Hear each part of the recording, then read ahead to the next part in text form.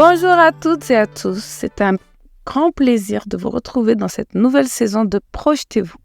Nous aborderons tous les aspects des métiers de la gestion de projet et je vous donnerai tous les billes avec mes invités pour performer dans votre carrière et la faire évoluer.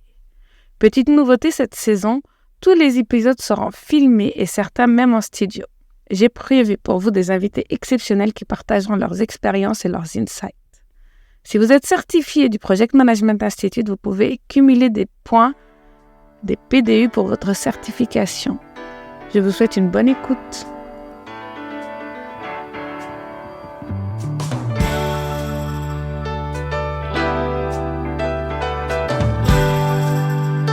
Bonjour à tous et à toutes et bienvenue dans ce nouvel épisode de Projetez-vous, le podcast où on explore ensemble les chemins du succès en gestion de projet. Aujourd'hui, j'ai l'immense plaisir d'accueillir Rémi-Xavier Palais. Il est coach et entrepreneur depuis plus de 30 ans. Il est expert en coaching de cadre et en développement de leadership.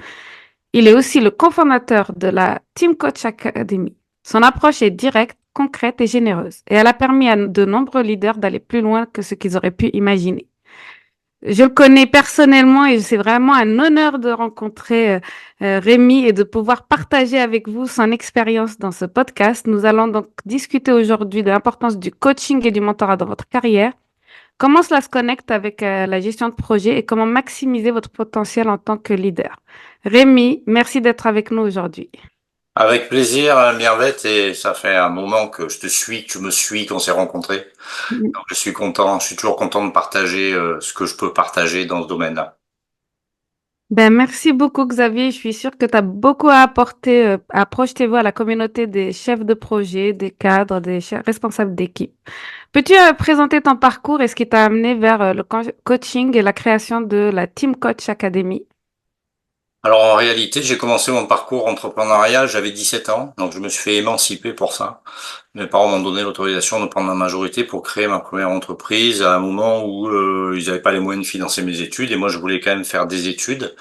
Donc c'est une période riche où je menais mes études, droit et Sciences Po, en même temps que j'avais développé ma première entreprise, que j'ai vendue d'ailleurs au milieu de mes études. C'est la première que j'ai vendue. Et ensuite, le vice de l'entrepreneuriat, qui à la base était un moyen de gagner de l'argent, est devenu une affaire de sens. C'est construire avec des gens, etc. Et puis en fait, j'ai toujours été coach. Aujourd'hui, je suis master coach, donc j'ai un peu plus de 7000 heures de coaching à mon actif, mais j'ai toujours été un peu le coach dans mes entreprises que j'ai créées, repris, de mes collaborateurs, des chefs de projet, de toute cette population-là. Et en fait, je ne fais vraiment plus que ça depuis 15 ans, où j'accompagne mes pairs, enfin des entrepreneurs, des dirigeants, des managers, tous les gens qui ont dans l'entreprise la responsabilité d'autres zones. Voilà. Merci beaucoup pour cette présentation. Donc oui, donc tu les coaches et puis si j'ai bien compris, tu les aides aussi à coacher. Quelle est ta philosophie en matière de coaching?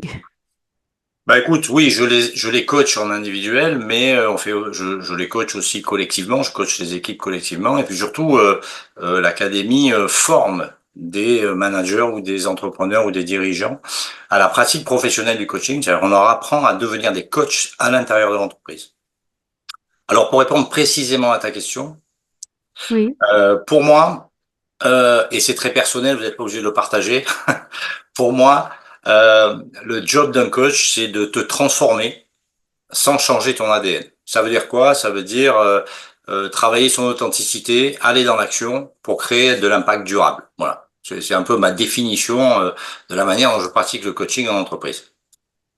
J'aime beaucoup cet état d'esprit et si on rapporte à la chefferie de projet, les chefs de projet doivent gérer des équipes et puis des fois, ils sont les coachs. Moi-même, en tant que responsable d'équipe, j'étais le coach de mes équipes pour vraiment leur apprendre ou les coacher pour qu'ils puissent utiliser les bons process de l'entreprise, qu'ils puissent connaître les différentes tenants et aboutissants de chaque process et puis qu'ils puissent aussi avoir leur potentiel maximal. Ouais. Quelles sont les clés que tu donnes à ces responsables d'équipe, à ces chefs de projet? Bah d'abord, aujourd'hui, le mot coacher est employé à toutes les sauces. Et le coaching, c'est un mélange d'expérience, de compétences techniques qui sont très précises, et surtout c'est une affaire de confiance, de relation avec l'autre. Et pour répondre à ta question, en fait, on utilise ce triptyque-là. C'est-à-dire que on essaye d'amener le client à trouver ses propres solutions. Et pour ça, ça commence par bien se connaître. Pour bien se connaître, ben, on fait des évaluations. La Team Coach, on a une série d'une dizaine d'évaluations pour savoir quel est le quotient émotionnel, quel est le potentiel de l'individu. Enfin bon, ce sont des tests qu'on fait passer à nos clients pour être bien certains qu'on ait une vision intégrale, 360 de l'individu. Ensuite, qu'est-ce qu'on utilise pendant les accompagnements? Eh bien, des choses simples. Hein. Une fois que la personne se connaît bien, on essaye de lui faire délivrer une vision claire. Mais sans se connaître, c'est impossible d'avoir une vision claire. Une vision claire, ça veut dire quoi? Ça veut dire inspirer les gens, inspirer ses équipes, parce que quand on sait dans quelle direction on va, on donne du sens à ce qu'on fait et on construit avec des gens qui savent dans quel sens ils veulent aller avec vous. La deuxième chose, c'est, pour moi en tout cas, hein, c'est l'adaptabilité, c'est-à-dire qu'il faut savoir pivoter, il faut savoir, le monde change vite, il faut savoir s'adapter, et on apprend donc à ces dirigeants ou entrepreneurs à avoir plus de flexibilité à la fois avec les hommes, mais aussi en termes de stratégie par rapport à ce qui se passe dans le monde économique et dans leur entreprise en particulier, sur leur marché. Et puis il y a des choses qui sont plus perso et nous on est attaché à ça, c'est leur apprendre à développer leur empathie. Alors l'empathie c'est pas forcément de d'être à l'écoute tout le temps de tous les problèmes de tout le monde, c'est simplement une attitude, une posture, c'est de comprendre les besoins, les émotions de ces équipes pour être en lien avec eux et pour surtout essayer de les accompagner au mieux. C'est le rôle d'un leader. Hein. Et puis deux autres petites choses enfin trois, mais la capacité à fédérer, ça paraît évident, mais quand on est inspirant, on fédère et on rassemble autour de soi. On est souvent humble et à l'écoute, donc on développe beaucoup des techniques d'écoute active, ce genre de choses, pour apprendre aux leaders à non pas être trop confrontant ni autocrate ou directif, mais justement à poser des questions pour avoir des réponses et pour intégrer la réflexion des autres dans son leadership. Et enfin, mais ça, c'est le propre de tous les managers, chefs de projet ou dirigeants, il faut avoir du courage, et il faut avoir le courage de ses décisions. Et quand on est dans l'incertitude, il faut du courage pour avoir la force de cette faiblesse qui est de dire, j'ai pas toutes les réponses, et je me tourne vers vous parce que j'ai besoin de vous pour qu'on trouve ensemble des réponses.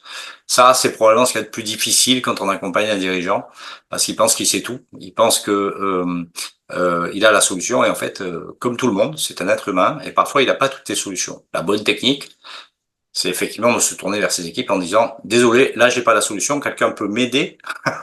Voilà. J'aime beaucoup, beaucoup ta réponse et j'ai même deux points évoqués, deux points principaux.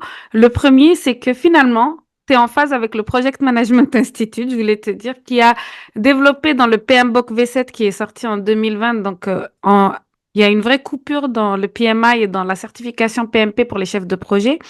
Avant 2020, quand moi j'ai passé mon PMP, c'était beaucoup le chef de projet technicien. Après 2020, c'était le chef de projet leader. Et dans chef de projet leader, on a introduit la notion d'intelligence émotionnelle. Et donc, dans l'intelligence émotionnelle, c'est exactement ce que tu as dit. Et il y a un tableau, peut-être que je vous le remettrai en description de l'épisode, qui récapitule exactement ce que tu viens de dire. Self-awareness, c'est-à-dire comprendre ses émotions soi-même. Ensuite, self-control, c'est-à-dire Gérer un ses petit émotions. peu gérer ses émotions. Puis ensuite, vers les autres, c'est awareness vers les autres, donc la sociabilité, comprendre les émotions des autres. Et puis ensuite, c'est l'impact vers les autres pour les faire bouger, pour les faire changer. Et donc, c'est vraiment un petit peu ce que tu as exactement dit. Donc, je pense que c'est vrai, on est vraiment au bon endroit avec toi et je pense avec ton expertise, ton expérience et tous les gens que tu as accompagnés, tu vas apporter un peu de bagou à cette théorie qui est développée, que peut-être pas beaucoup de chefs de projet comprennent. Moi, je le remarque quand je fais des formations où ils disent, mais tout le monde n'a pas cette capacité à être intelligent émotionnellement. Je dis, ben, il faut la développer, il faut la travailler pour avoir ceci. Et je pense qu'on ne peut plus dire l'excuse qu'on n'est pas intelligent. Ensuite, tu parlais d'un... Oui, vas-y. Ouais, je te coupe une minute sur ce sujet qui est très important, c'est que c'est un résumé, mais on pourra en reparler. tout le leadership est basé sur l'intelligence émotionnelle et nous, on a créé des programmes de formation de dirigeants et de managers, de chefs de projet en 2015. Donc une dizaine de programmes qui apprennent à utiliser les outils pour devenir performant en intelligence émotionnelle, mais ça passe évidemment par bien se connaître, et c'est pour ça qu'on a fabriqué toutes ces évaluations. Et en fait, quand on rentre dans l'entreprise, effectivement, les leaders ou le dirigeant ou les managers ou les chefs de projet nous disent, mais nous, on n'a peut-être pas la capacité. Je dis, alors, si tout le monde a cette capacité-là, c'est juste un problème de perception et surtout d'enseignement, ou en tout cas Mm. d'amélioration continue, qui permet d'appliquer systématiquement ces outils-là et pas juste de dire ah ben j'ai tel outil donc si je l'applique là ça va marcher. Non, c'est une posture globale et une fois qu'on a ça, on devient c'est la cerise sur le gâteau, bien plus performant évidemment et les équipes Ouais. sont bien mieux influencées au sens positif du terme, mais ça n'est que de l'intelligence émotionnelle quoi. Ben, merci. En tout cas, c'était important de le souligner et je pense que dans le coaching même, c'est important. Et puis la deuxième, c'était le chef de projet dirigeant qui doit tout savoir, qui doit prendre toutes les décisions sans se baser sur d'autres. Et puis on voit ça, c'est que s'il n'est pas directif, autoritaire, moi-même quand j'étais plus jeune, hein, quand j'étais au lycée et tout ça, je pensais pas que je serais leader un jour ou responsable d'une équipe parce que j'avais l'image de cet homme très directif qui va prendre toutes les décisions, qui laisse pas la place au choix, alors qu'aujourd'hui on découvre un leadership qui est beaucoup plus tournée où on prend le potentiel de chacun pour former, pour aller plus loin, pour être plus créatif, plus innovant. Et ça, c'est important de le rappeler parce que jusqu'à aujourd'hui, il y en a, comme tu disais, il y en a plein qui n'osent pas parce que pour eux, c'est des faiblesses, pour eux, c'est une vulnérabilité. Et puis aussi, c'est peut-être, ben, lui, il sait plus de choses que moi, donc il va peut-être me dépasser et devenir mon responsable ou des choses comme ça. Donc on a cette peur-là, alors que non, je pense qu'on devient un plus grand leader et mieux respecté et plus reconnu quand on prend en compte ben, tous les talents qu'on a et qu'on dit, oui, j'ai pas la connaissance, je sais que toi, tu l'as, donc on va venir te voir toi pour nous aider à prendre la décision et je vais pas la prendre moi tout seul, autoritairement. Absolument. En fait, dans l'IE, enfin dans l'intelligence émotionnelle, il y a une phrase que j'aime bien moi, enfin qui est importante, c'est le leadership, c'est dire à un de ses collaborateurs ou à une équipe, c'est je vais t'emmener plus loin que ce que tu imagines possible, mais tu vas rester fidèle à toi-même. Ah, Tu vois, c'est c'est vrai. ça l'idée. Et pour arriver à ça, eh bien, il faut accepter de partager à la fois ce qu'on sait, mais aussi ce qu'on est de manière authentique. C'est ça qui influence beaucoup les gens, ou en tout cas qui les amène à adhérer à ton projet. Et il est vrai que pendant des années, au tout début de l'entrepreneuriat, j'étais plutôt un leader directif ou autocrate. Et puis un jour, j'ai rencontré un mentor quoi, qui m'a dit, tu sais Rémi, c'est super les résultats que tu as, c'est génial de le faire à ton âge, c'est très jeune, mais regarde si pourquoi tu le fais. Tu le fais parce que tu as envie d'emmener les gens plus loin avec toi. Donc si tu adoptes ça tous les jours, tes équipes te suivront au bout du monde parce que tout le monde aime aller plus loin, mais personne ne veut modifier ce qu'il est. Euh, Mm. voilà. C'est un peu l'idée, quoi. Bon, voilà. Et en fait, on fait ce travail avec nos clients, et donc quand ils découvrent ça, ils sont waouh. Ils disent, d'accord. J'aime beaucoup et je pense vraiment que l'image du leadership est en train de changer radicalement. Moi-même, dans ma communauté néo-leader, on a vu et on étudie les plus grands dans le leadership et on voit qu'ils ont tous cette empathie, cette capacité à emmener plus loin.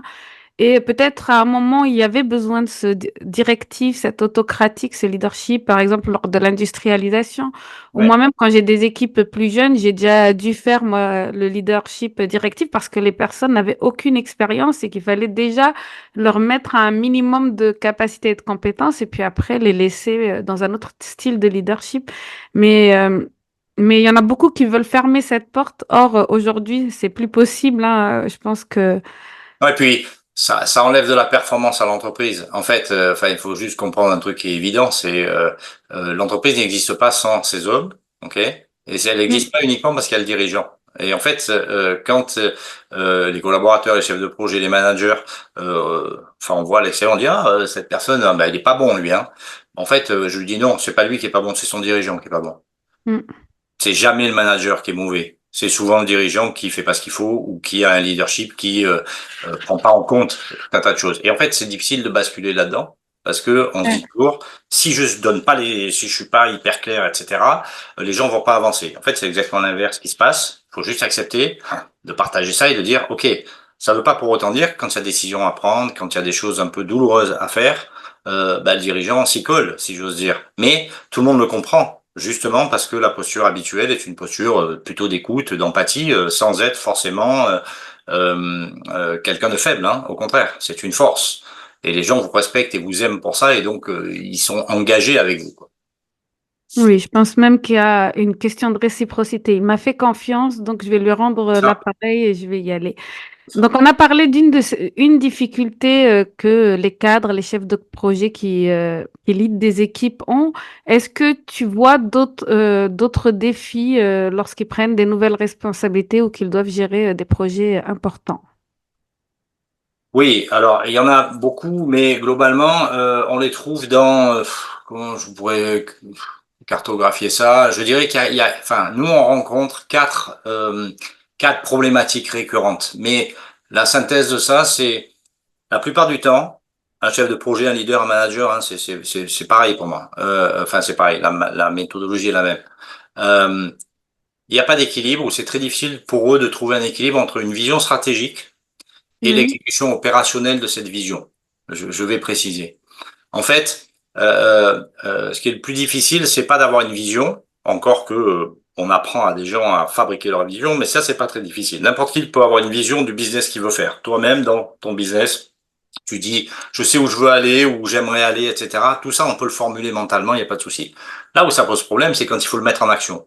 Et quand il faut le mettre en action tout seul, c'est une chose. Mais ensuite, quand on le met en action avec des équipes, c'est encore autre chose. C'est plus difficile. Et pour ça, on fait appliquer un certain nombre de procédés, quoi. Mais globalement, c'est trois, quatre choses simples. C'est apprendre à savoir déléguer sans forcément perdre le contrôle. Ok, Mhm. ça existe. On peut très bien dire, voilà, je vais te confier ça, et je te fais confiance et on corrige. Ça fait partie de la stratégie. C'est délivrer cette stratégie-là pour pas perdre le contrôle justement, parce qu'on est quand même responsable de ces entreprises. C'est savoir gérer la pression et les attentes qui sont très élevées à la fois de l'extérieur, mais aussi des équipes qui en attendent beaucoup par rapport à la vision qui peut être ambitieuse du dirigeant ou du chef de projet. C'est un point qui est très important et qu'on retrouve le plus souvent, c'est ce pourquoi on nous appelle la plupart du temps, c'est de maintenir l'engagement des équipes dans la durée. C'est-à-dire que donner une piqûre de shoot à une équipe, c'est facile, pas de problème. Oui. Maintenir un équilibre dans la durée, dans l'engagement, dans la durée de ces équipes, là, c'est du vrai leadership. Et pour ça, eh bien, il faut savoir s'adapter, savoir pivoter, mais il faut savoir aussi déléguer sans perdre ce contrôle-là. Il faut savoir gérer enfin, c'est trois, quatre petites choses comme ça. Alors nous, on a les clés pour apprendre aux gens à le faire, mais ça met du temps pour intégrer ça dans la culture de l'entreprise. Et en fait, le nouveau leadership, si on peut l'appeler comme ça, est un leadership qui, s'il ne prend pas en compte ça, va dans le mur directement ou c'est très éphémère. Et en fait, l'entreprise peut être éphémère. Le projet peut durer plusieurs siècles. Plein d'exemples comme ça. Et des gens, alors je prends des exemples que tout le monde connaît, mais tu vois, un projet comme Apple, par exemple, c'est un projet qui durera plusieurs siècles. Mais pourquoi? Qu'est-ce qu'il applique, le gars? Il sait déléguer sans perdre le contrôle. Il sait gérer la pression quand ils sont au bord du gouffre et qu'ils sortent un nouveau produit en Mm. engageant ses équipes. Et il y a des attentes très élevées. Il maintient l'engagement des équipes parce qu'il est fédérateur euh, Oui. et il s'adapte et il pivote très rapidement, notamment par rapport à Microsoft. Tu vois, c'est un exemple concret. Et en fait, la recette, elle est assez simple. Après, il faut savoir le faire et c'est pour ça qu'on accompagne les gens pour qu'ils y arrivent. Mais c'est assez simple en définitive. Exactement, bah, je te remercie pour ça. C'est assez simple pour toi qui as de l'expérience, mais je pense que c'est bien de le remettre un petit peu dans la tête de chacun, de chef de projet, cette vision, la stratégie et puis comment les lier. Moi, je pense toujours à sortir la tête du guidon, prendre du recul pour vérifier qu'on est toujours aligné avec la vision et puis ben, ne pas tout faire. C'est ça que tu dis, autonomiser pour leur faire donner du sens, pour les engager, pour accomplir cette vision que le chef de projet a pour la réussite d'un projet ou bien le dirigeant pour mener à bien les objectifs de l'entreprise. Et Euh, puis, il y a peut-être un autre élément dont je parle pas là, mais qu'on vit tout le temps dans nos accompagnements collectifs ou individuels, c'est une notion importante, c'est que dans une entreprise, quand il y a plusieurs équipes, il y a plusieurs projets, il y a plusieurs chefs de projet. Ok. Et la plupart du temps, le dirigeant, lui, raisonne par rapport à l'objectif final qu'il a, ok, sans même souvent écouter quelle est la vision du chef de projet, qui est lui plus technique, qui est mm, lui plus près du terrain, ok. Et en fait, le simple fait d'écouter ça modifie la stratégie globale. C'est là où je parle d'adaptation, de pivoter, etc. Ça veut pas dire que chaque fois que le chef de projet dit, ben, etc., il faut faire comme il dit. Ça veut dire, dans cette écoute-là, le prendre en compte et surtout accepter de lui dire, écoute, testons le truc. Allons-y. oui. Mais on est d'accord qu'on va très très vite corriger si jamais ça va pas. Et en fait, l'adaptabilité, c'est ça. Ça permet de déléguer en gardant le contrôle. Parce Mm. que quand tu perds le contrôle, dans ma bouche, ça veut dire ne plus savoir ce que tout le monde fait et perdre la notion d'objectif, de but à atteindre pour l'entreprise, qui est supérieur à ce qu'un chef de projet veut atteindre pour son projet, aussi grand soit-il. Mais ça ne fonctionne qu'à partir du moment où le dirigeant, le leader, donne la vision et est transparent sur là où il veut aller. Effectivement, ça marche pas si tu dis, ben non, non, je veux garder mon petit projet que personne ne sache. Et comme ça, les chefs de projet, ils vont se débrouiller. Moi, je veux que en cluster, là, non, ça marche pas. Il faut accepter de dire, voilà, mon ambition c'est là, je veux aller là. Qui m'aiment me suivent, mais ceux qui m'aiment pas, ils sont pas obligés de venir, quoi. Ok. Et ce tri-là, il se fait au début, hein. Il se fait pas à la fin. Et souvent, on le fait à la fin. Mm.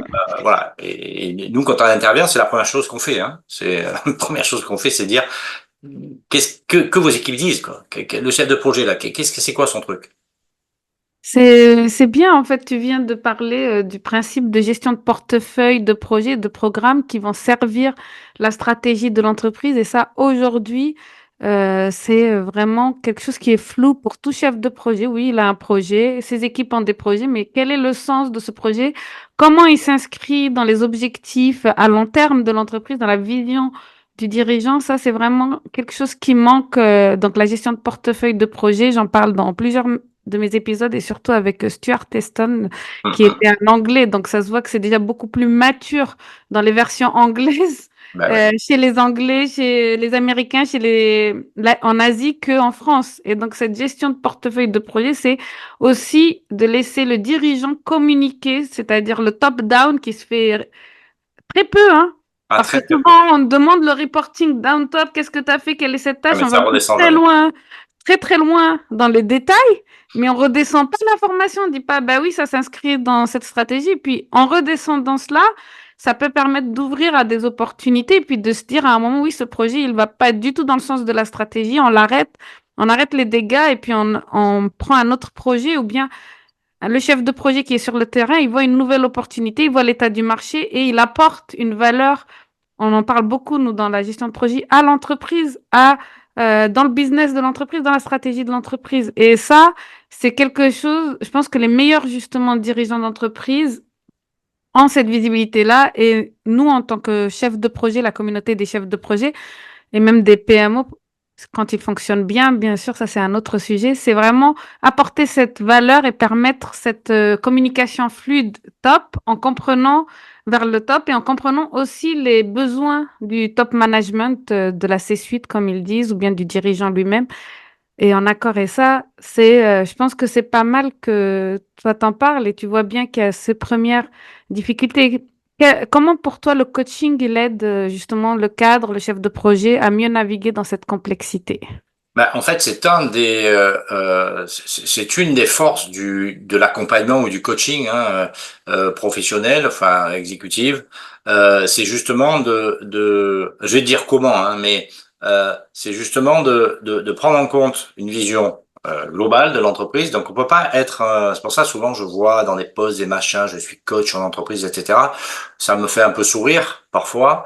parce qu'on peut pas être un coach. Enfin, je pense que c'est très compliqué d'être un coach qui accompagne des entrepreneurs, des managers, des chefs de projet sans avoir eu des entreprises. Et il y a beaucoup de gens qui se prévalent du coaching, mais qui ont jamais mis les pieds dans une entreprise autrement que comme salarié.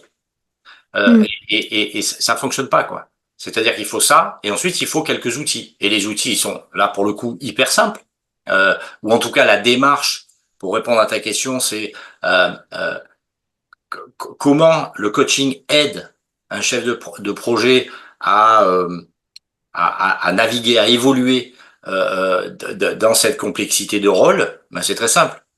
On repart dedans. On clarifie les objectifs, on identifie là où est la faiblesse du chef de projet en termes de prise de décision sous pression.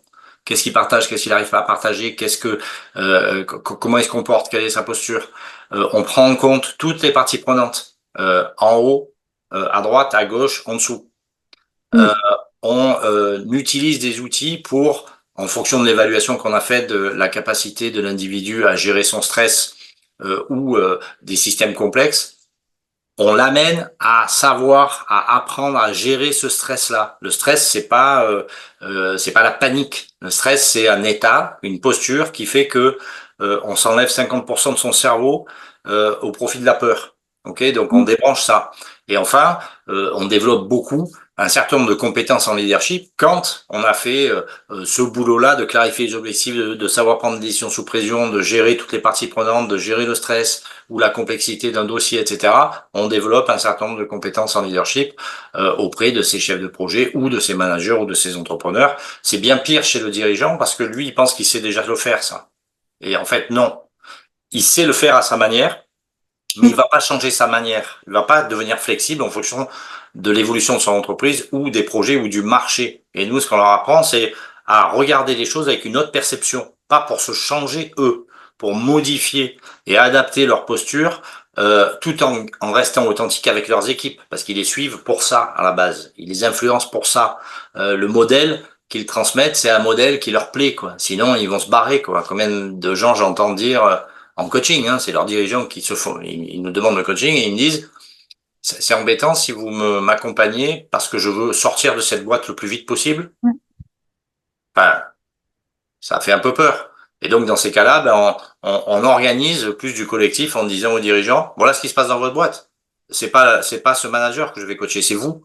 Parce que sinon, ça marchera pas, quoi. Et il dit, ah ouais, vous croyez? J'ai dit, non, j'en suis sûr. Et on va le faire. Et en fait, les choses ensuite s'alignent. Mais tu vois, il y a une vision à avoir globale et donc il faut connaître l'entreprise. Il faut s'y intéresser. Il faut savoir comment ça fonctionne, mais en l'ayant soit créé, soit racheté.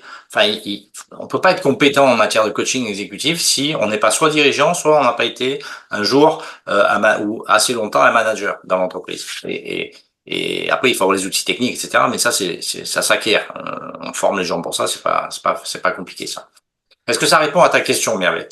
oui, ça répond et ça me fait même transitionner vers l'autre partie parce que quand tu m'en parles et comme j'ai observé beaucoup de chefs de projet, de responsables d'équipe, de managers, je me dis, mais je pense que c'est essentiel à un moment ou à un autre de se faire coacher. Moi, j'ai eu la chance de me faire mentorer, donc c'était ma responsable directe qui m'a emmenée dès elle avait une promotion. Moi-même, j'avais la promotion, donc j'étais la responsable de l'équipe qu'elle gérait avant qu'elle passe dans une autre mission, et puis elle m'avait accompagnée tout du long. Elle m'a appris ces soft skills que je pense on n'y accorde pas assez d'importance en école, dans le cursus universitaire. Et puis à un moment dans sa carrière, je pense que c'est bon. On a appris un peu, on a appris le savoir-faire, le savoir-être. On est allé au bout par rapport à notre éducation, par rapport à ce qu'on s'imaginait. Mais je pense qu'on ne connaît pas encore tout ce qu'il faut pour l'entreprise.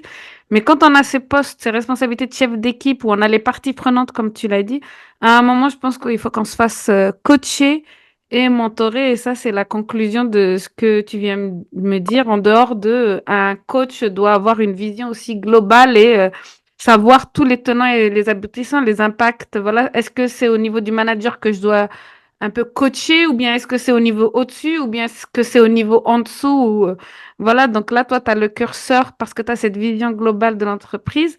Donc, c'était ces deux points que j'ai retenus, mais celui vraiment qui m'intéressait, c'est que à un moment dans ta carrière, si tu veux passer plus loin, si tu veux pulvériser ce plafond de verre, il te faut un coaching. Et ça passe à la question suivante. Qu'est-ce qui distingue un bon coach d'un excellent coach? Comment toi, en position de chef de projet, responsable d'équipe, tu vois qu'il te manque des... Souvent, c'est des soft skills, hein, du savoir-être, de la posture, de la vision. Comment tu peux reconnaître un bon coach? Alors c'est une question difficile parce que j'en suis un. Et alors tu m'as rajeuni dans ta présentation au début parce que ça fait pas 30 ans en fait que je suis un entrepreneur ou un dirigeant ou un manager qui est propriétaire de ses entreprises, mais ça fait 40 ans. Donc tu m'as J'ai dit rajeuni de plus 10 de ans. 30 ans. Donc je J'ai te dit plus de remercie 30 beaucoup. ans.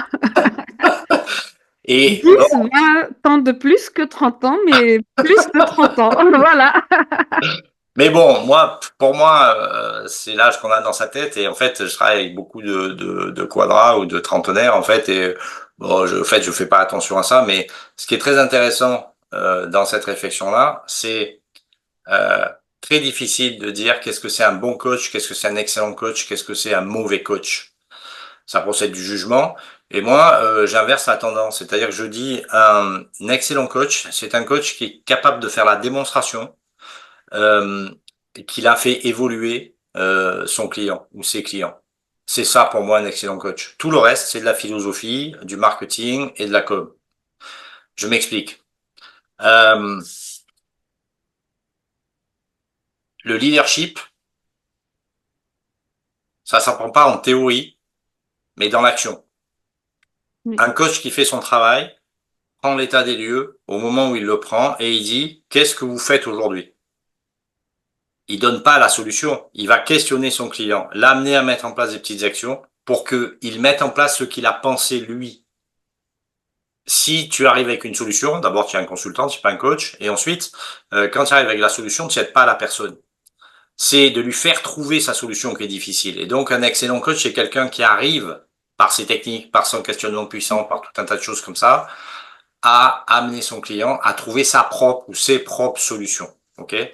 Et tu sais, je dis souvent, practice makes perfect. Ça veut exactement dire ça. Ça veut dire que euh, il y a des expressions comme ça en français. C'est en forgeant qu'on devient forgeron. Euh, Exactement. et littéralement, la pratique rend parfait. Qu'est-ce que ça veut dire dans ma bouche ou en tout cas dans ma pratique professionnelle? Euh, et c'est ça qui fait vraiment la différence entre un coach lambda et un autre coach, c'est le résultat. Et le résultat, on l'obtient par la pratique délibérée. C'est-à-dire que si toi, Mirvette, tu as une problématique dans ton business et que tu viens me voir, tu vas me poser la question en me disant, est-ce que tu as la solution? Parce que moi, je veux faire plus de chiffre d'affaires, par exemple. Oui. Question très fréquente chez les solopreneurs. Et moi, je vais te répondre, en quoi est-ce que c'est ça qui est important pour toi? D'accord. Et là, tu vas réfléchir à pourquoi tu fais les choses, qu'est-ce qui t'anime, quel sens ça a, et tu vas te concentrer sur tes solutions. Et c'est tes solutions qui vont te faire gagner de l'argent. C'est pas la divine attraction qui est tombée sur le coach, qui est omnipotent et qui va te dire si tu fais ça, ça va marcher. Et d'ailleurs, tous ceux qui te disent si tu fais ça, ça va marcher, ne se le sont pas appliqués à eux-mêmes. Et donc la première chose que je fais, moi, c'est que je vérifie que eux, ça fonctionne, ce qu'ils font. C'est pour Oui. ça que dans le coaching, ce qui est très important, c'est de bien regarder l'individu qu'on a en face de soi pour savoir, un, s'il en est capable en termes de potentiel, deux, s'il en a envie, trois, si ça a du sens pour lui. Mais la plupart du temps, les coachs s'attachent à dire, j'ai la solution, la méthode miracle qui va faire que d'un coup, tu vas faire beaucoup de chiffre d'affaires. Ça va pas t'aider. En revanche, si je te fais travailler sur pourquoi tu le fais, où tu veux aller, avec qui, de quelle manière, qu'est-ce qu'il faut que tu acquiers, comment tu vas le mettre en application et que tous les matins, tu appliques un petit truc, tu vas augmenter tes résultats. Il faut juste accepter que ça soit un peu tous les jours et pas magique. Parce que la magie n'existe pas, en fait. Ah, eh bien, justement, j'allais te poser la question de magie, justement, puisque moi, je suis coach. Je coach certains PMO, chefs de projet, pour qu'ils comprennent. Et puis aussi, je suis coachée parce que je pense que c'est important à tout niveau de sa carrière, d'être coaché. Et est-ce que aussi, moi, j'ai l'impression, mais après, toi, tu vas pouvoir me dire avec ton expérience de coach que des fois, ça parle de magie, d'alchimie Mm. entre un coaché et un coach. Est-ce que un excellent coach pour quelqu'un peut être un coach un peu moyen pour quelqu'un d'autre ou des choses comme ça? Est-ce qu'il y a ce facteur-là, ce facteur humain? Absolument. Ça veut dire que la première chose que doit, déontologiquement parlant, faire un coach pour moi, c'est Mm. s'assurer qu'il y a une connexion entre son client et lui. Parce qu'effectivement, et là, c'est pas un problème de bon, excellent, machin, c'est le coach qui te convient, qui va faire que tu vas trouver tes solutions, que tu vas évoluer, que tu vas t'élever, que tu vas apprendre des choses au passage. Imaginons que tu n'aies pas de connexion avec moi, quelle que soit l'origine, on pourrait pas se Ouais. parler, ou ça serait difficile. Et en fait, la base de tout ça, c'est quoi? C'est la confiance. Et donc, c'est pour ça que c'est un métier qui est compliqué à vendre, parce que on peut pas le vendre à tout le monde. Mm. Enfin, si, on peut le commercialiser auprès de tout le monde, mais ça va pas fonctionner avec tout le monde, ni la manière dont tu exécutes ton coaching, je vais te donner un exemple après, ne va pas fonctionner avec tout le monde. Ça Mm. va fonctionner qu'avec une catégorie d'individus. Je vais te donner un exemple très précis. Il y a quelques semaines, mais ça m'arrive régulièrement, il y a un dirigeant d'une entreprise d'assez grande taille en France qui est connue. Sa RH m'appelle et me dit j'aimerais bien combien ça coûte et il faut qu'on fasse coacher. Il veut se faire coacher par vous. Je lui dis pour quelle raison? Par moi. Il dit parce que il a un copain que vous avez coaché, nanana. Je dis ok. Et pourquoi il m'appelle pas lui directement? Pourquoi c'est vous qui m'appelez? Parce que vous avez aucun rôle dans l'histoire là. Mm. Elle me dit, mais comment ça? Je dis, non, moi, demande-lui qu'il m'appelle, on va se parler, il n'y a pas de problème. Et la première question que je lui ai posée, comme je la pose à tous mes clients, c'est de dire, euh, est-ce que vous avez envie d'obtenir le même résultat que la personne que j'ai déjà coachée qui vous a dit qu'elle avait obtenu le résultat avec moi? Ou est-ce que vous avez vraiment envie de le faire avec moi? Et la personne me Oui. dit, c'est une bonne question. Bien. Je dis, ben, vous savez ce qu'on va faire? On va faire un entretien à bâton rompu et on va décider tous les deux à la fin si on se plaît, si on se fait confiance, si vous êtes prêts à Ah, me d'accord. mettre. Et c'est comme ça que ça fonctionne. C'est pour ça que euh, euh, décider ou juger de dire c'est un bon, un excellent gars est lié à la personne. C'est-à-dire que si je te coach, toi, peut-être que ça sera mauvais, que c'est pas ce qui te convient. Mm. Moi, je suis un coach de performance, donc et peut-être que toi, tu vas avoir besoin de ce que je vois de toi en tout cas, d'un coaching qui est plus axé sur l'émotionnel, par exemple, ou sur des choses qui sont moins push. Bien, donc, mais c'est comme le leadership, être authentique, c'est dire, moi, je fais ce métier-là de cette manière-là. Ça peut ne pas convenir à certaines personnes, mais moi, je le fais comme ça. Et ceux qui le font parce que ça leur convient, ben, réussissent, évidemment. Mais tu sais, c'est un petit peu comme si tu faisais un podcast avec quelqu'un qui a rien à dire. Mhm. Franchement, ça marcherait pas, quoi. En revanche, pour répondre précisément à ta question, sur l'excellence, en fait, il y a une règle absolue, c'est comment on fait les choses. Comment on fait Mm. les choses. Comme dans tous les domaines. Tu peux les faire juste parce que tu as envie de gagner de l'argent, c'est pour moi la mauvaise solution, ou tu peux les faire parce que tu es animé par ce que tu fais, parce qu'il ne s'agit pas que d'aider les autres, il s'agit de les faire progresser, de les amener à devenir une meilleure version, ou la version qu'ils souhaitent devenir, et ils n'y arrivent pas tout seuls pour dépasser un plafond. Chez les chefs de projet, c'est très fréquent. Le chef de projet, par nature, veut devenir le directeur du projet. Oui. Et puis le directeur général, et puis le président de sa propre boîte. Bon, ok. La question, c'est de bien délivrer ce qu'il veut. Et la plupart du temps, il se cache derrière un truc en disant, ah, putain, mon patron est pas bon, mon manager est pas bon, bon, hein, et c'est pour ça que j'arrive pas à mener mon projet. Et alors, tu sais ce qu'on fait, nous? Non, je demande qu'est-ce que tu as essayé comme solution peut-être ou des choses comme ça? Bah, il y en a 4-5.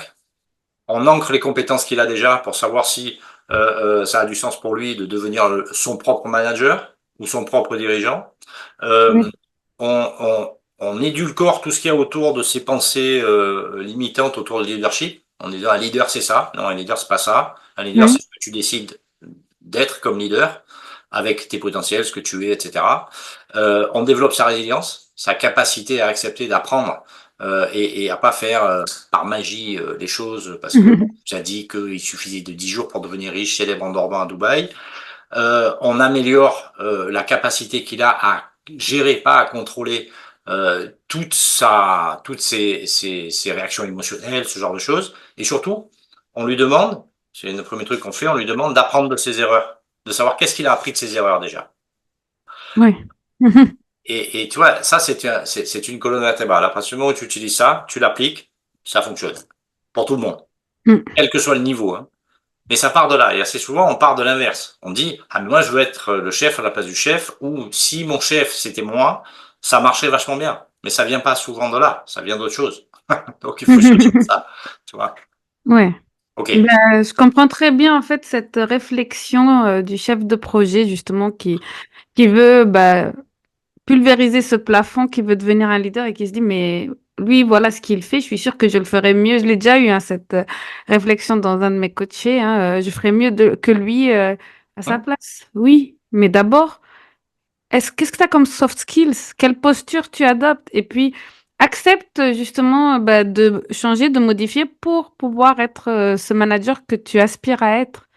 Et ça, c'est vrai que un coaching va aider dans cet accompagnement et aider à se poser les bonnes questions, pas à se dire hum. ça va être magique avec une baguette, c'est bon, il va me transformer en Alors, manager. personne. Il n'y a pas de magicien là-dedans. En revanche, il y a des règles et pour tes auditeurs, ça peut être important de le délivrer rapidement, c'est de dire comment on reconnaît un coach professionnel, enfin qui fait son métier correctement sur la partie juste premier regard, si j'ose dire, et Mm. un coach qui n'a pas les compétences. Ça se voit à l'œil nu, n'importe qui peut le voir, hein, juste en parlant Ouais. avec lui. C'est quelqu'un qui a de l'écoute, qui Mm. entend une question, qui répond à la question ou qui analyse la question. Quelqu'un qui écoute, mais qui écoute avec une forme d'empathie. Encore une fois, pas en disant ma pauvre fille ou machin. Non, l'empathie, c'est être à l'écoute des émotions de l'autre. Ok. Deuxième point, c'est quelqu'un qui a, et c'est pour ça que l'exercice est inconfortable pour moi, parce que j'ai pas l'habitude qu'on me pose des questions, mais plutôt de les poser. C'est quelqu'un qui a une capacité à poser des questions, on appelle ça transformationnelle. Si je te pose la question de savoir pourquoi tu fais ce podcast aujourd'hui en coaching, je vais te la poser d'une certaine manière. Mais c'est clair que ça va te faire prendre conscience d'un certain nombre de choses, bonnes, mauvaises, pas. Mais en tout cas, Mm. ça va te permettre d'avancer. C'est quelqu'un qui a la capacité de personnaliser son approche. C'est pas quelqu'un qui te dit ma méthode globale peut servir à n'importe qui. Là déjà, Ouais. il y a un warning qui s'allume tout de suite. C'est pas vrai. C'est pas vrai. C'est faux. C'est quelqu'un qui est capable de créer cet espace de confiance dont on parlait, et voire de vulnérabilité. Ça veut dire que quand tu es dans un coaching, à un moment donné, tu vas délivrer des choses, il faut bien s'assurer que le coach doit s'assurer, et toi, tu dois ressentir que tu peux être vulnérable avec lui parce qu'il va pas te juger. Ouais. Tu vois. Et enfin, c'est le coach qui a la capacité de mesurer les résultats, quoi. Parce que Mm. sans mesure, pas de progression, hein. Ouais. Et une fois que tu as mesuré les résultats, ça te permet aussi d'aller plus loin pour que ces résultats soient durables, que ça soit pas juste un shoot, tu sais, je vais voir la voyante, elle me dit des choses sympas, et, Mhm. et donc je sors pendant 10 minutes, je suis vachement mieux qu'avant d'y rentrer où j'étais au fond du trou, quoi. En fait, Mhm. ça dure pas. Moi, ce qui m'intéresse, c'est que le coaché à la fin soit, que ce soit l'équipe ou le coaché en one-to-one, soit autonome à la sortie. C'est-à-dire que cette personne-là puisse se servir de manière autonome de tout ce qu'elle a pris conscience, tout ce qu'elle a mis en place avec moi, pour que derrière, elle ait plus besoin de moi sur ce sujet-là, quoi. Voilà, tu vois, c'est donc écoute active, capacité à poser des questions transformationnelles, personnaliser l'approche, créer un espace de confiance et mesurer les résultats. En synthèse, quand tu vois ça chez quelqu'un, tu peux y aller, quoi. Ça veut dire que c'est probablement quelqu'un qui fait son métier. Ben, bravo, c'était exactement ça. Donc, les auditeurs qui écoutaient, si vous voulez, et je pense que je vous conseille d'être coaché ou mentoré, un coaching, voici les clés que vous pouvez déterminer dès le début, dès le premier entretien avec votre coach. Merci Rémi de nous l'avoir mis en avant. Et puis après, tu m'as parlé de deux choses et moi, je suis un peu des formations professionnelles. Tu m'as parlé de mesurer les résultats et ça me rappelle les objectifs SMART. Tu sais, spécifiques, mesurables, atteignables, réalisables et dans le temps. Et ça m'a rappelé cette technique-là. Et c'est une technique de gestion de projet, c'est-à-dire tout objectif doit être smart et puis on doit ensuite les mesurer et puis voir l'évolution par rapport à ces objectifs. Et puis la deuxième chose, tu parles de maintenir dans le temps et ça, tu as parlé aussi de questions transformationnelles et puis ça parle aussi, c'est aussi un domaine de la gestion de projet, la transformation organisationnelle, l'accompagnement conduite du changement où Mhm. on va faire ça de manière progressive pour amener quelqu'un d'un état A à à un état B. Donc ça, dans le cadre des entreprises, par exemple, c'est juste mettre en place un nouvel outil, mettre en place une nouvelle méthodologie. Mais là, vraiment, j'ai l'impression que sans s'en rendre compte, le coaching, c'est apporter la personne coachée à aller d'un état A à un état B et après garder cet état B, c'est-à-dire déjà se convaincre que c'est le bon état où il faut être. Par rapport à l'état A, c'était un état qui est favorable, qui est meilleur, qui est une meilleure posture. Et puis après, c'est continuer de maintenir cette étape ou peut-être l'améliorer plus tard, mais en tout cas rester dans ça. Donc moi, ça m'a un petit peu fait tilter. J'ai des très bons épisodes sur l'accompagnement conduite du changement et la méthode des OKR, par exemple, pour les Ouais. objectifs and key results. Mhm. Et comment mesurer par rapport à des objectifs SMART. Mais en tout cas, moi, ça m'a fait tilter après des formations professionnelles. Merci pour cette réponse complète. En tout cas, je pense que maintenant, si quelqu'un veut se lancer, avoir un coaching parce qu'il sent que dans son poste, il n'arrive pas à aller plus loin ou que ses équipes, il veut les leader de manière efficace, qu'il a plus des compétences techniques, mais pas assez de savoir-être et de soft skills, se poser les questions, est-ce que c'est le bon coach que j'ai avec moi? C'est important. Et est-ce que ce coach va être en capacité de m'accompagner plus loin? Après, il y a d'autres éléments, mais qui sont plus factuels, je dirais, pour euh, aller vers un coach plutôt qu'un autre, que ça soit pour du one-to-one ou pour du collectif, en tout cas pour ceux qui le décident dans l'entreprise. Il y a la réputation et l'expérience, mais pour moi, la réputation et l'expérience, c'est lié à ce que les gens ont obtenu comme résultat et ils vont pas forcément le dire à tout le monde. Ok. En revanche, tu vois, moi, c'est une technique que j'utilise quand certains clients nous appellent. C'est pas forcément moi qui les ai au téléphone, mais quand ils arrivent chez moi, je dis à ces gens-là, un peu brutalement, d'accord, je leur dis, écoutez, vous savez quoi? Moi, je vais pas vous balancer des témoignages, des vidéos, des machins bidonnés. Je vais vous donner 10 numéros de téléphone. Ces gens-là ont accepté de vous répondre quand ils le décident. Et eux, ils ont fait un coaching avec moi. Vous les appelez et ils vous diront comment ça s'est passé. Mais ils vous diront exactement ce qu'ils veulent. Mm. Ça ne pose aucun problème. Et tu vois, donc ça c'est ce qu'on appelle la réputation et l'expérience. Bien. Parce qu'après, tu as des gens qui ont une grosse réputation, une grosse expérience, mais qui sont aussi des escrocs. Ça existe aussi. Et en Mm. fait, l'audience, notamment sur les réseaux, crée ça. Ça veut dire que si demain matin tu mets 200 000 dollars sur ta com externe, tu vas pouvoir créer une réputation de toute pièce. Il n'y a aucun problème. Ça ne veut pas pour autant dire que tu vas être la bonne personne pour les clients. La deuxième chose, c'est, alors c'est un mot un peu galvaudé, mais c'est d'être aligné avec ce que tu es. Mm. Moi, techniquement, pour moi, le coaching, c'est une mission. C'est pas comme l'entrepreneuriat, c'est pas un job. Mm. C'est, c'est une mission. Voilà. Je sais le faire. J'ai appris d'autres choses pour être meilleur, le meilleur possible, mais c'est ma mission. Moi, si je coach pas les gens, je respire moins bien, quoi. Donc c'est juste voilà. Et après, euh, euh, la plupart des gens qui ont besoin n'ont pas besoin qu'on leur dise qu'il y en a besoin. Oui. Il arrive un moment où ils décident, parce qu'ils savent que ça existe, que c'est le moment pour eux.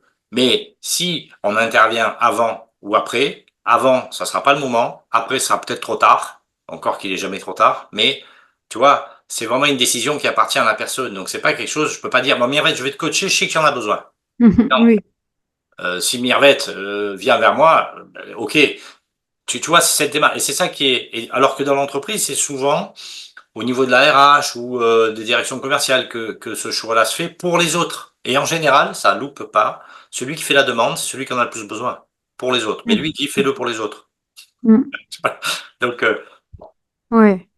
Donc oui, je comprends bien ton point et je vois bien et j'ai aussi repéré, donc ça c'est important, hein. Moi, je pense que forcer ou bien emmener, c'est compliqué. Je l'ai déjà vécu moi-même dans mes formations. J'ai eu une formation de Scrum avant d'avoir passé la certification PMP voilà. et je me suis moins impliquée parce que c'était l'entreprise qui me forçait à avoir cette formation Scrum. Alors que quand j'ai eu la formation PMP, c'était ma démarche personnelle d'être certifiée PMP et dans un but bien défini. Ensuite, tu parles beaucoup et j'ai l'impression que moi, j'aime beaucoup cette authenticité. Et puis, pas mal de mes invités, j'ai l'impression, ils parlent de ça, mais souvent, quand on est chef de projet, quand on est dans une entreprise, c'est être aligné avec soi, donner du sens à ce qu'on fait Et moi, c'est vraiment ce que je veux aussi un peu. Je veux. Un Ah, peu j'arrive clé. pas à trouver.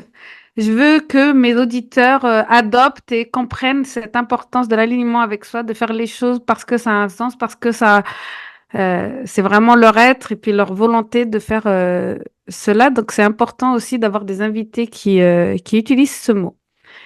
Je voulais juste faire une petite parenthèse parce que beaucoup de mes invités, si ce n'est tous, ont cet alignement de soi et ont cette vision, cette mission de la vie. Et c'est vraiment important de le souligner que, en tant que chef de projet, le plus tôt vous aurez cette vision, cet alignement de vous-même, savoir que vous êtes au bon endroit par rapport à ce que vous êtes et ce que vous avez envie d'être.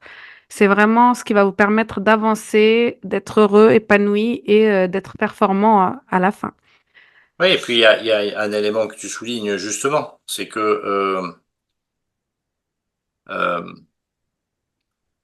quelles que soient les critiques qu'on peut formuler à votre égard, parce que vous avez décidé de faire quelque chose qui a du sens pour vous, où vous êtes aligné, il y a toujours le rapport à l'argent. Et l'entourage, l'extérieur, deuxième cercle, etc., va toujours dire, mais tu es sûr, donc tu as 18 ans ou 17 ans ou 20 ans, mais tu es sûr que tu veux créer ton entreprise ou pourquoi tu l'as créée, mais tu es dingue. Tu fais ces études, tu pourrais être si avocat, machin, truc muche. Et en fait, je me souviens très bien de ça, donc bien que ça soit il y a très longtemps. Et ma réponse c'était une question. Je disais, et toi, est-ce que tu fais ça parce que ça t'anime ou tu le fais pour quelle raison en fait? Et les gens, quand il n'y a pas de sens dans ce qu'ils font, qu'ils sont pas alignés avec Mm, tout ça, ils savent pas quoi répondre. Ils disent, bah, non mais donne-moi une réponse, parce que moi je te l'ai donné la réponse. Moi, il y a que oui, ça qui m'intéresse et c'est ça que je veux faire. Donc je le fais. mm, Et en réalité, les clients, c'est la même chose. Souvent, ils font quelque chose, bon, parce que leur famille leur a dit, il faut faire ça plus jeune, puis ensuite plus vieux, c'est leur femme qui leur dit, mais tu sais, bon, il faut qu'on parte en voyage, donc là, tu es dans ton CDI, machin. Voilà. Et en fait, le vice, j'appelle ça un vice, c'est que on regarde souvent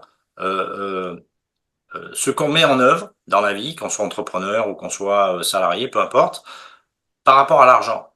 On regarde assez peu souvent ce qui nous anime vraiment qui fait bizarrement gagner beaucoup plus d'argent, beaucoup plus longtemps, à partir du moment où on accepte que ça sera moins facile que de toquer au carreau en disant j'ai bac plus 8, prenez-moi parce que je suis un bon chef de projet, quoi.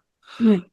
Tu vois, et en fait cette notion-là, elle est difficile parce qu'il faut avoir un peu de courage, effectivement, pour y aller, quoi. Surtout quand l'entourage n'est pas d'accord, surtout quand, tu vois, ces choses-là où on te met une tête comme ça toute la journée en te disant, mais tu es en train de rater ta vie, mon fils ou ma fille, parce que c'est pas ça qu'il faudrait que tu fasses. Et qu'est-ce que Exactement. tu sais de ce qu'il faudrait que je fasse, moi? C'est dans ma tête, je le ressens ce qu'il faut que je fasse, donc tu vas pas m'expliquer ce qu'il faut que je fasse, quoi. Alors après, c'est toujours d'une bonne intention. Ça part de l'intention de protéger l'autre. Mm, Et en fait, quand on protège, c'est une phrase clé, quoi. Plus tu protèges quelqu'un, plus tu le mets en faiblesse. mm. Plus tu le responsabilises, c'est ce qu'on fait en coaching, plus tu l'autonomises, plus il s'élève. C'est simple, mais il faut avoir le courage de le faire. C'est tout. J'aime beaucoup ta réponse et puis ça parle aussi de développement de la confiance en soi et je crois que c'est un élément clé dans ta méthode.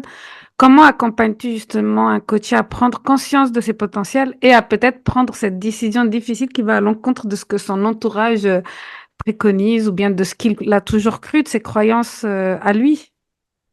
En fait, bon, c'est quelques points, mais la globalité, enfin, c'est plusieurs étapes, mais ce qui est clé là-dedans, c'est si tu as vraiment envie de faire quelque chose, sincèrement, et c'est à toi que je parle là, pas qu'à toi, mais aux gens qui vont probablement écouter, mais je pourrais m'adresser à eux de la même manière, c'est se poser la question de savoir est-ce que ce que je fais là, ou Mm, est-ce que ce que je décide de faire demain correspond à ce que j'ai vraiment envie de faire ou pas?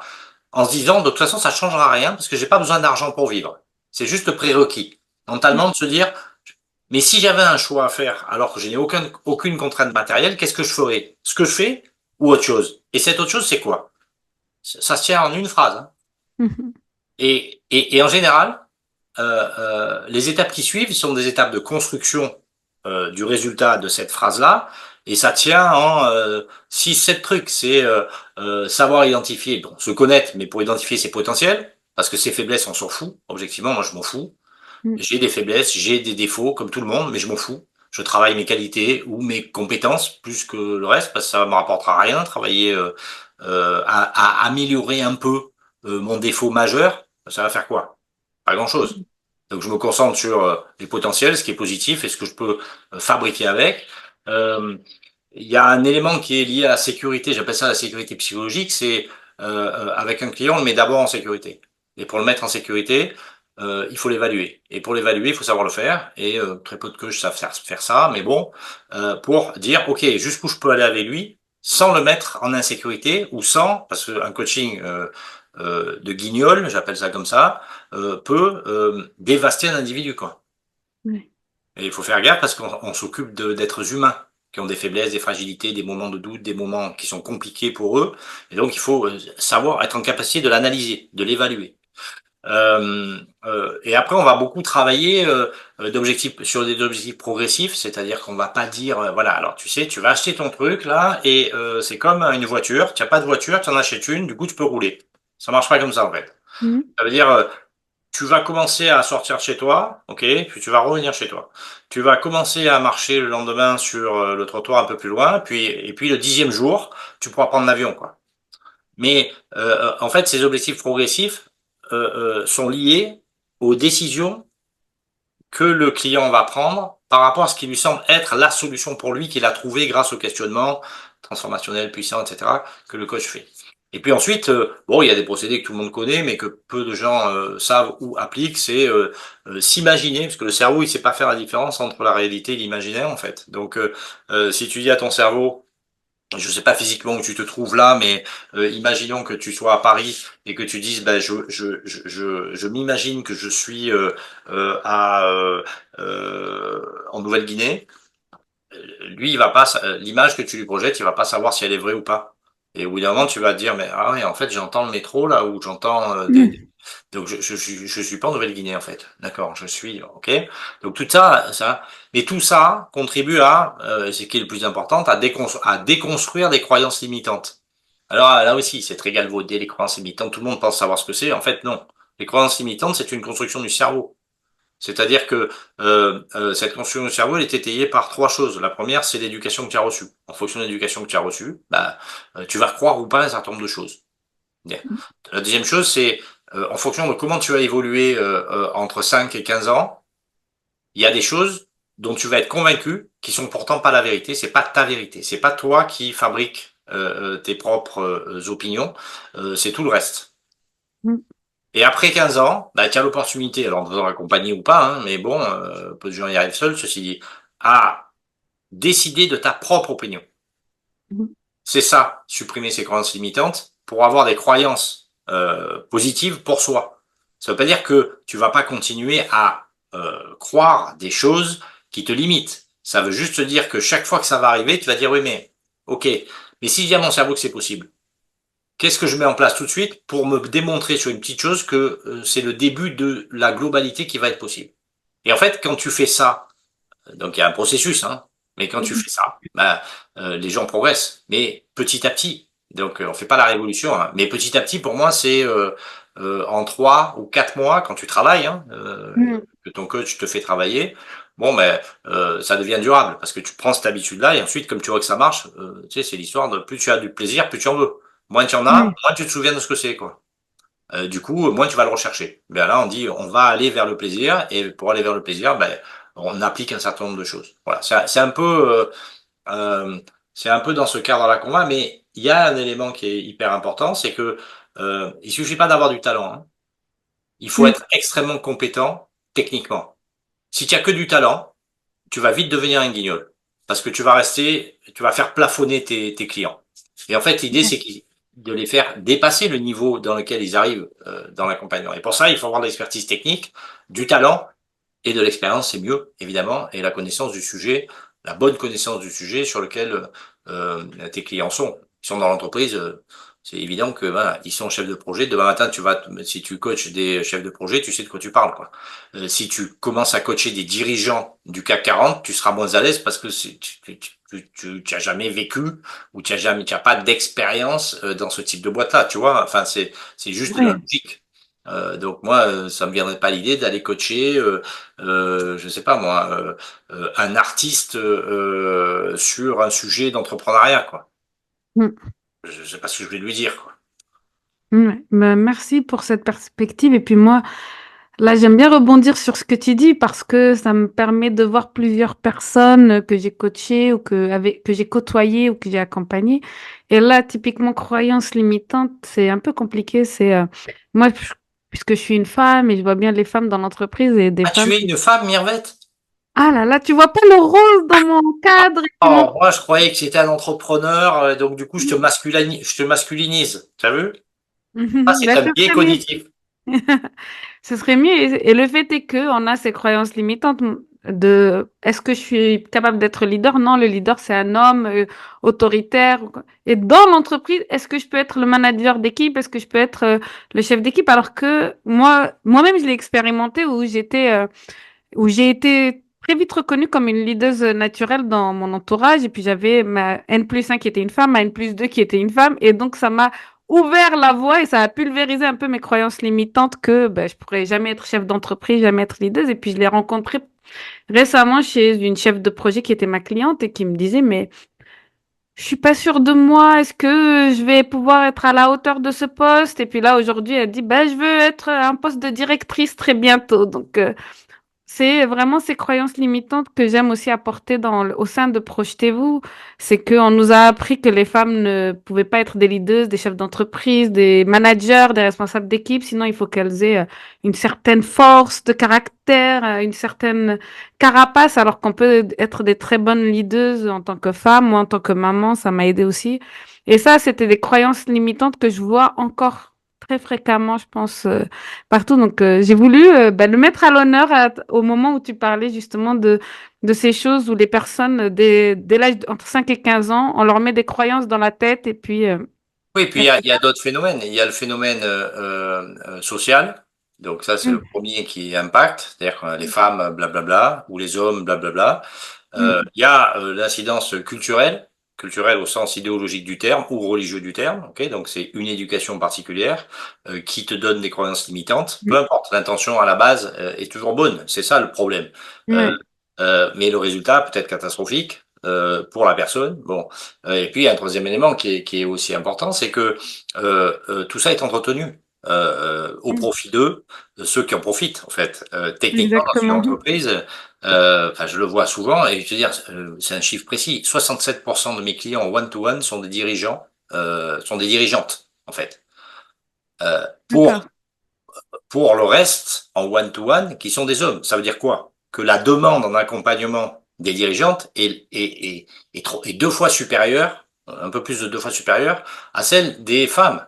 Ben, c'est quand même euh, enfin, terrible d'une certaine manière. C'est-à-dire que tu te dis, Mm, mais c'est bien plus intelligent parce que il y a longtemps, contrairement à certains hommes d'une certaine génération, parce que je pense que les choses ont évolué, pas suffisamment, mais elles ont évolué, cette génération-là, la génération dont tu fais partie, euh, euh, a mis du temps à se dire c'est possible.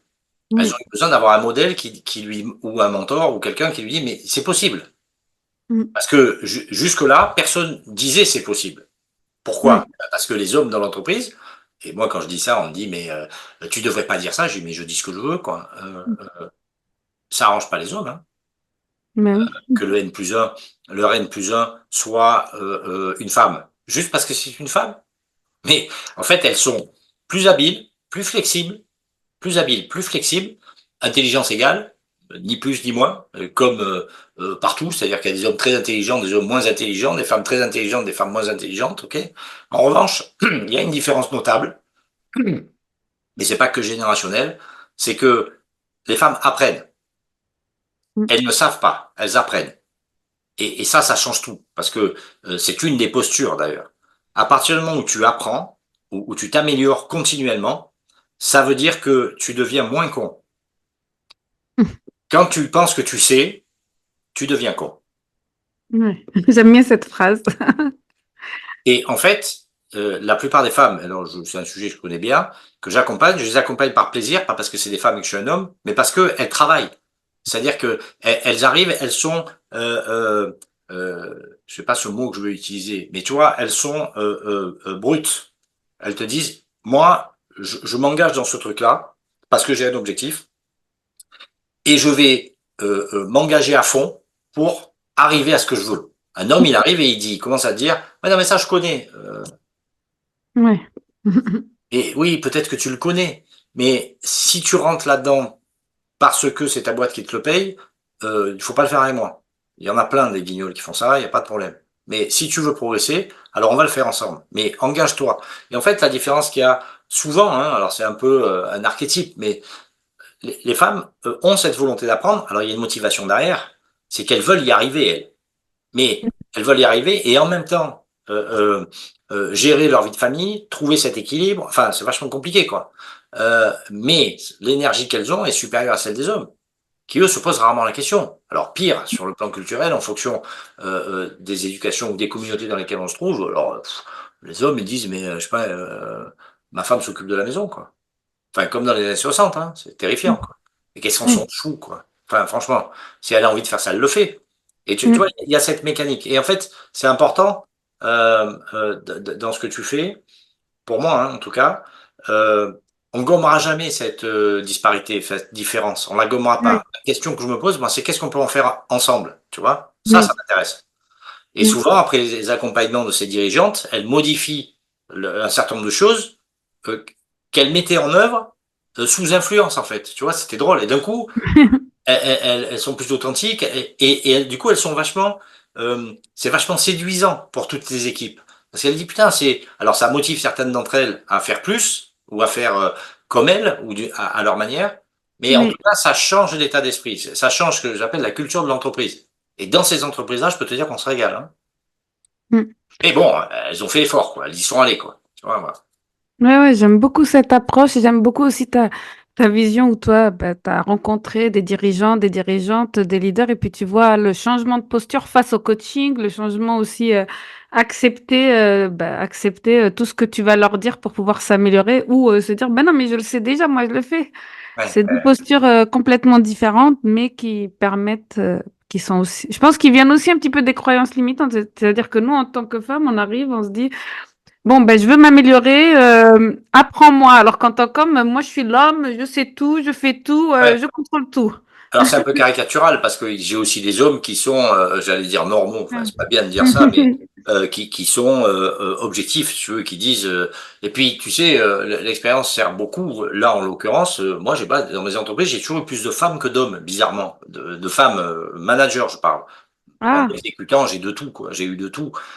Et en fait, je me suis rarement posé la question de savoir pourquoi, mais en fait il y avait un intérêt majeur à ça objectivement, en termes d'efficacité, de rentabilité, si je parle en tant que dirigeant, il Mhm. n'y a pas photo, quoi. Hein. Sur 100, il n'y a pas photo. Et en fait, l'intérêt d'un dirigeant, c'est quoi? C'est que son entreprise fonctionne, quoi. Tu vois, donc tu vas prendre les meilleurs, et les meilleurs sont souvent au féminin, et il n'y a pas de démagogie, hein, c'est vérifiable ce que je te dis. Donc ça veut dire que, et à des époques où on n'était pas maintenant, on était dans les années 2000, 2005, 2010, jusqu'en 2012, 13 et avant, donc, parce que j'ai commencé en 88, tu vois, donc 88, c'était pas la même, hein. C'est intéressant ce que tu dis parce que moi, inversement, j'ai toujours été dans des milieux en tant que chef de projet, PMO, en tant que responsable d'équipe où il y avait beaucoup, beaucoup d'hommes. Et rarement, j'étais presque la seule femme. Et même dans mon podcast Projetez-vous, j'ai fait une anecdote sur LinkedIn où mon podcast était rose et j'avais qu'une seule invitée pendant très longtemps, une invitée féminine. Genre, Ouais, c'était genre. Alors, après, j'ai réussi à. Mais j'ai toujours une grosse majorité d'invités masculins que de féminins. Et voilà. ouais. Donc. Après, souvent, après, il y a l'excès inverse. Tu sais, je pense à des noms qu'on va circuler sur les réseaux où c'est too much. C'est too much, ça fait, tu sais, la working girl. Enfin, objectivement, entre les deux, il y a un équilibre. Et si on regarde bien les choses ont commencé à changer, mais euh, euh, dans les head office, elles n'ont pas changé, hein. Tu vois. Et du coup, mais il y a une raison à ça, hein, c'est que il y a une grosse. Si tu veux avoir toute la vie que tu veux des enfants, que tu veux une vie sociale, que tu veux une vie avec tes amis, que tu veux une vie familiale, que tu veux une vie d'entreprise, vachement plus compliqué pour une femme que pour un homme, hein. Oui, oui, oui, je comprends et je compatis tout à fait. Et Longtemps, je me suis objectivement, dit, je suis chef de projet, maman de 3 enfants, c'est compliqué quand même et non, j'en non, vois mais pas beaucoup dans mon entourage. et de toute façon, enfin, je vous le dis là, mais je le pense vraiment, quoi. Si j'avais pas eu ma femme à mes côtés qui s'occupait de mes enfants, Mm, je dis pas de nos enfants, s'occuper de mes enfants, tu vois, c'est dans le discours, c'est ce que tu dis, quoi. Alors, ce sont nos enfants et c'est elle qui s'en occupe à 80, qui s'en est occupée à 80%, j'aurais jamais eu la carrière que j'ai eue. mm, Tu exact. vois, c'est aussi bête que ça. Pourtant, quand tu le vis, tout le monde trouve Oui, ça normal. oui. Mhm. Et la réalité, c'est qu'elle a eu aussi la carrière, en plus, sauf elle a eu moins de charge mentale que moi, hein, objectivement. Ah oui. Mm, Mais après, le reconnaître, c'est pas s'absoudre de ce qu'on a fait ou pas fait. Mais le mm, reconnaître, c'est dire objectivement, franchement, merci quoi. Parce que moi, j'ai dans les avions toute la journée, dans mes boîtes, des machins, personne manque de mm. rien. Tu vois ce que je veux dire? Mais ça suffit pas quoi. Tu Oui, je vois? suis tout à fait d'accord. Et c'est bien de le reconnaître, hein. N'oublie pas, la reconnaissance, c'est bien d'une part ou d'autre, hein. Ça peut être toi qui sacrifie et Ouais. qui l'est, parce que moi je l'ai vu hein, aussi, hein, des hommes qui s'occupent plus des enfants parce que leur femme a une autre carrière, a une carrière un peu plus compliquée. Ouais, bah, Mm. mais la plupart du temps, c'est pas acceptable. Tu vois, c'est ça qui Mhm. est étrange. Voilà. Mais il en reste pas moins que euh, on n'enlèvera pas une chose, c'est que vous êtes les seuls à pouvoir faire des enfants, quoi. À les concevoir. Non, mais, Elle est tu portée vois, 9 mois, oui. moi, je suis très jaloux de ça. Alors là, si on pouvait changer, au vu des grossesses que j'ai eues, moi, j'aime pas trop la grossesse. J'aime bien le bébé à la fin, mais j'aime pas du tout les 9 mois, donc pas de souci. Ben, merci en tout cas pour tout ça. Je vais maintenant, si on récapitule, si on devait retenir une seule chose de ce qu'on avait évoqué chez nous aujourd'hui dans cet épisode, qu'est-ce que ce serait pour toi? Écoute, c'est difficile ta dernière question là. Ah ben, on a vu beaucoup de choses et j'ai l'impression qu'on a même été en profondeur dans certains sujets très importants et très intéressants. Donc, quelle est l'épingle que tu tirerais ou Je voilà. dirais que pour moi, j'ai envie de parler de ça, mais bon, le succès vient de l'action, pas de la perfection. D'accord. Ah, c'est ce que je dirais. Et je rajouterais que plus tu te confrontes aux défis, en apprenant de certains échecs, plus tu travailles sur toi-même, plus Mm. tu deviens un leader qui est capable d'inspirer. Mais d'inspirer pour transformer durablement son organisation, son équipe, son entreprise, même sa famille. Mm. Tu vois, c'est ça pour moi le fil des choses. Ben, merci. Je pense que c'est important de repartir avec ça, effectivement. Quel conseil donnerais-tu? Donc, nous, on a évoqué plein de choses qu'on a rencontrées dans notre carrière, dans nos expériences, le coaching, être aligné avec soi, l'intelligence émotionnelle. Quel conseil donnerais-tu à un chef de projet ou ou un cadre qui débute dans sa carrière? Écoute, n'aie plus peur de demander de l'aide ou de te faire accompagner, peu importe par qui, mais on a vu plus haut quand on pouvait identifier pas les bons des mauvais, mais bon, il y avait quelques règles. Euh, donc ouais, n'aie pas peur de demander de l'aide, d'admettre tes erreurs, euh, apprends à prendre des décisions, même quand c'est difficile, même dans l'incertitude, et concentre-toi sur l'apprentissage continu. J'aime bien. Moi, je rajouterais justement à ce que tu viens de dire et que tu l'as évoqué dans le podcast, hein, dans l'épisode, c'est vraiment affirme-toi et prends les décisions qui vont avec toi, pas par rapport à ce qu'on te dit de faire ou ce qu'on te conseille ou ce qu'on suppose de toi. Absolument. Mais la globalité parle de leadership, hein. Et le leadership, on l'applique à l'entreprise, mais le leadership, il s'applique surtout à l'individu. Et savoir être un bon leader pour soi-même, c'est commencer par apprendre qui on est, qu'est-ce qu'on veut et vers où on va. Mm, c'est super. Et pour conclure, où est-ce qu'on peut te retrouver? Quelles sont tes actualités? Comment nos auditeurs peuvent te contacter s'ils ont besoin? Je mettrai bien Alors, sûr tout. en lien? Alors écoute, bon, sur LinkedIn, parce que moi c'est le seul canal sur lequel je communique un peu, donc de temps en temps j'écris des choses bizarres ou pas bizarres, mais de temps en temps j'écris des petites choses. Je fais de temps à autre aussi des petits webinaires, mais tout ça est sur LinkedIn. Bon, sur mon site internet, mais ça j'imagine que tu vas le mettre, qui parle un peu plus là. Et puis surtout, il y a quelque chose qui me tient à cœur, c'est que il y a quelques années, je rencontrais beaucoup d'entrepreneurs ou de cadres ou de managers qui étaient démunis par rapport à comment je fais pour comprendre les gens que je suis censé manager. Et en fait, on a fabriqué, maintenant, il doit faire 5 ans, 6 ans maintenant, on a fabriqué un programme qu'on a appelé Deviens ton coach. Et Deviens ton coach, c'est un programme de formation à la pratique professionnelle du coaching qui permet soit de devenir un coach professionnel certifié, donc soit d'acquérir toutes les compétences du coach en pratique délibérée pour les appliquer dans l'entreprise en gardant son poste. Donc c'est vraiment voilà, il Ah, y a de plus en plus de solopreneurs qui achètent cette formation-là, qui est une formation asynchrone, mais qui est axée sur la pratique délibérée. La pratique délibérée, c'est on apprend une technique, on l'applique, on fait coacher les gens, on les coach, ils se coachent entre eux. Enfin bon, ils sortent de là, ils sont coachs, véritable au sens où je l'entends, hein. C'est-à-dire que ils savent accompagner des gens. Mais je pense que tu connais quelqu'un qui est passé par chez nous.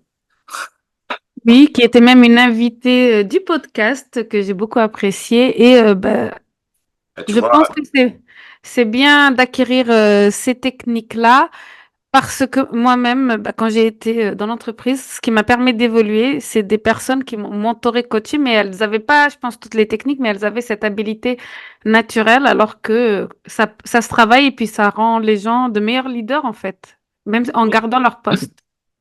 en fait, on a eu cette envie-là de transmettre tout ce qu'on sait, mais de le faire pratiquer pendant, ça dure 4 5 mois, de le vraiment faire pratiquer ça comme si pendant tout le long de l'apprentissage, ils deviennent des coachs. À la fin, ils le sont. Mais après, ils sont pas obligés de devenir des coachs comme nous, hein.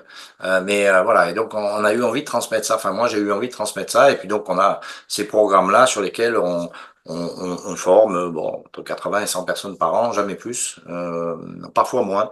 Mais parce que voilà, on veut des petites écuries, on veut des choses qui soient à taille humaine, mais parce qu'on peut pas faire autrement en fait. Donc on peut pas faire ce truc-là à 500 personnes, quoi. Voilà. Ben, merci Rémi, je vais mettre les liens sur toute cette formation. Je pense qu'elle est intéressante pour des managers ou des leaders. Justement, ça va renforcer leur leadership en accompagnement, puisque on connaît le leader coach aussi, hein, qui a besoin d'être le coach pour que ses équipes soient les plus performantes. Merci d'avoir partagé tes précieux insights. Ce fut un vrai plaisir et un vrai honneur de t'avoir dans Projetez-vous. Écoute, tout le plaisir est pour moi et merci pour cette opportunité, Mirvette. Et je continuerai de suivre les aventures euh, de ton podcast. Projetez-vous. J'adore cette idée. Eh bien, merci beaucoup. Projetez-vous. Le nom le dit, c'est-à-dire c'est de la gestion de projet, mais pas que du technique, des postures, du savoir-être et puis une vision, comme on en a parlé. Merci à nos auditeurs d'avoir écouté cet échange. Vous retrouvez toutes les informations sur Rémi, sur son LinkedIn, son site et son programme phare en dessous de l'épisode, en description de l'épisode. À bientôt dans un nouvel épisode de Projetez-vous et souvenez-vous, chaque projet est une opportunité d'apprendre et de grandir. À très vite. Merci d'avoir écouté Projetez-vous. Sachez que cet épisode est aussi disponible en visuel à partir de mercredi sur YouTube, donc n'hésitez pas à regarder l'épisode en entier. Si vous souhaitez soutenir le podcast, n'hésitez pas à laisser un commentaire, un avis sur votre plateforme d'écoute préférée.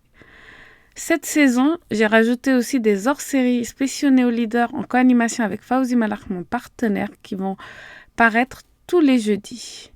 Profitez bien, n'hésitez pas à me contacter et mettez en place les plans d'action qui vous sont conseillés par tous mes invités et moi-même. Je vous souhaite une bonne semaine.